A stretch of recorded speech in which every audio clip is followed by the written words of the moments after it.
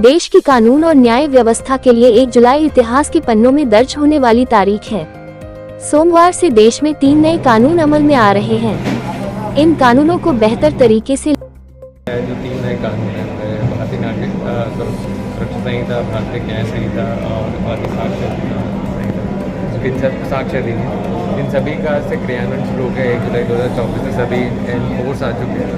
उसी संबंध में कार्यशाला का आयोजन किया गया था, जिसमें कि हमारे माध्यम से जो चेंजेस हुए हैं, इसमें जो एक्ट्स में चेंजेस हुए हैं, किस तरीके से जो न्याय प्रणाली है उसमें बदलाव आएगा, उसके संबंध में चर्चा की गई है और लोगों को इसके बारे में जागरूक और अवेयर कराने का एक प्रयास किया गया है कि किस जो चेंजेस आए हैं उससे न्याय प्रणाली में किस तरीके से उनका असर आएगा, तो उसके बारे में बताया गया था।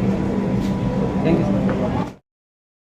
नया जो कानून लागू हुआ है, न्याय संहिता, 3 कानून नए बने हैं, तो इससे हमारे जो आम जन हैं उन सबको न्याय मिले।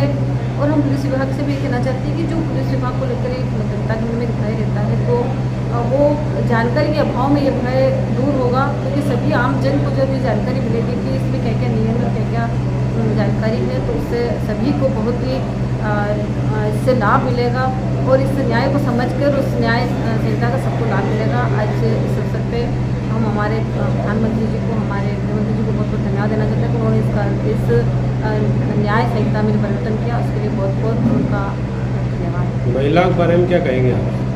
महिलाएं भी हमेशा न्याय को लेकर के जो परेशान रहा करती थी, इस व्यवस्था से उनको भी अपनी बात कहने का और एक अच्छा अवसर मिलेगा। को नया कानून लागू हुआ, बताएं कैसे क्या है? आज जो 3 नए कानून लागू हुए हैं, इसके लिए मैं केंद्र सरकार को, माननीय प्रधानमंत्री जी को और माननीय अमित शाह जी को मैं धन्यवाद देना चाहता हूँ, केंद्र सरकार को धन्यवाद देना चाहता हूँ। अमेंडमेंट तो पहले भी हुए और वर्तमान में जो अमेंडमेंट हुए वो बहुत ऐतिहासिक अमेंडमेंट हुए हैं, क्योंकि अंग्रेज़ों के ज़माने का कानून चला आ रहा था, उसमें कई विसंगतियाँ थी।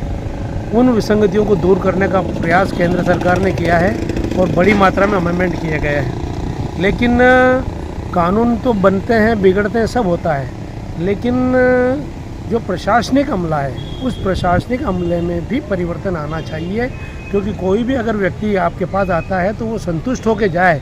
ये अगर आपने कर लिया तो ये बहुत बड़ा कानूनन परिवर्तन माना जाएगा।